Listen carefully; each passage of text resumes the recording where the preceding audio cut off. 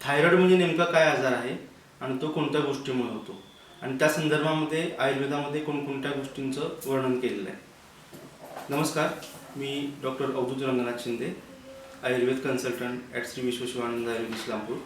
तर थायरॉइड नावाचा जो आजार आहे तो आज बऱ्याच स्त्रियांमध्ये वर्णन केलेला आहे किंवा बऱ्याच स्त्रियांमध्ये कॉमन आजार आहे।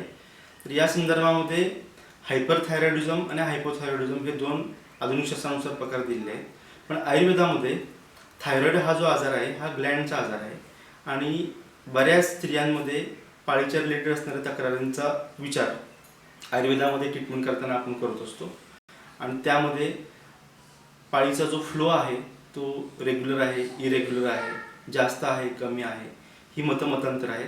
त्यासोबत त्या स्त्रियांचं दैनंदिन जीवनमान कशा पद्धतीमध्ये आहे, रक्तदृष्टीजन्य हेतू आहेत का, युजली सकाळी उठल्यानंतर चहा बिस्किट, चहा चपाती या गोष्टींचं सेवन स्त्रियांमध्ये होत असतं।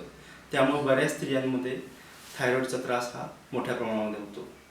या गोष्टींचं आपण योग्य निराकरण केलं, योग्य उपाययोजना केल्या, नेमकं कारण समजून घेतलं तर थायरॉइड हा जो आजार आहे हा थायरॉइड या आजारामध्ये उपशम मिळण्यास सुरुवात होते। नमस्कार।